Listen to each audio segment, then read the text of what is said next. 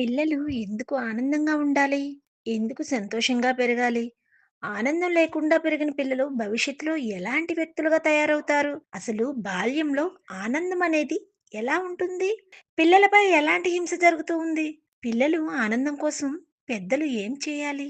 ఈ విషయం గురించి వివరంగా తెలుసుకుందాం. శిశుబాల్య దశలో ఎలాంటి వాతావరణంలో పెరిగితే ఎలాంటి వ్యక్తిగా తయారవుతాడు?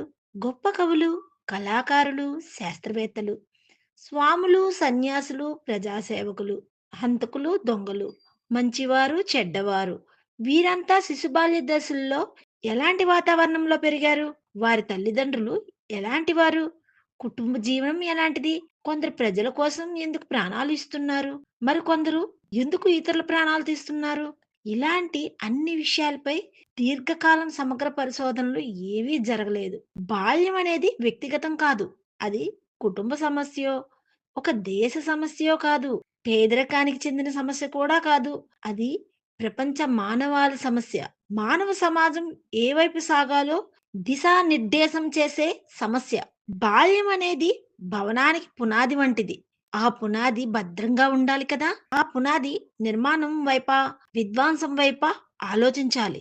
ఆటల్ని అటకెక్కించి, కథల్ని, కబుర్లని కంచికి పంపించి, నిరంతరం నీతులు చెబుతూ, తిట్లతో, దబాయింపులతో బాల్యాన్ని నలిపేసి, నరకం చేస్తే, ఆ పిల్లలు కసి, ద్వేషం, పగలతో రగిలిపోతూ పెరిగితే, వాళ్ళు మనుషులుగా మిగులుతారా? మానవత్వంతో పెరుగుతారా? ఆటలు, మాటలే వారికి ఆనందాలు.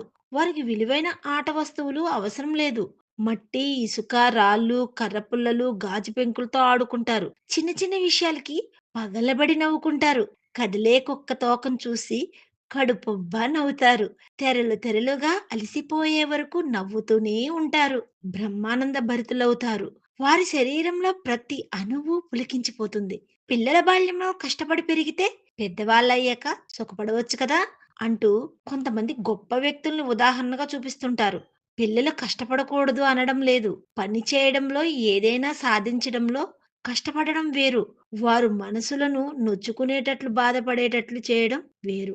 ఆనందంగా, స్వేచ్ఛగా ఎదిగిన బాలల సమాజం ఈ ప్రపంచాన్ని సరైన దిశకు తీసుకొని పోతుంది. తమ జీవితాలతో పాటు ప్రపంచాన్ని కూడా సంతోషంగా ఉండేలా చూస్తుంది. ఆనందంగా ఎదిగిన పిల్లలు ఆశావాహ దృక్పథంతో ఉంటారు. అయితే బాల్యం ఆనందంగా ఉండడం అనేది బాలల చేతిలో లేదు. అది పెద్దల చేతిలోనే ఉంది. మానవ సమాజాన్ని హింస వైపు నడిపిస్తారో, శాంతి వైపు నడిపిస్తారో పెద్దల ఇష్టం. బాల్యం ఆనందంగా ఉండాలి. పిల్లలు సంతోషంగా ఎదగాలి అనే మాటలు పిల్లల మీద ప్రేమతోనో, జాలితోనో అంటున్న మాటలు కాదు. మానవ సమాజం ఏ దిక్కు వైపు ప్రయాణం చేయాలో ఆ వైపు వేసే తొలి అడుగును గురించిన హెచ్చరిక ఆ మాటలు. జన విజ్ఞాన్ సౌజన్యంతో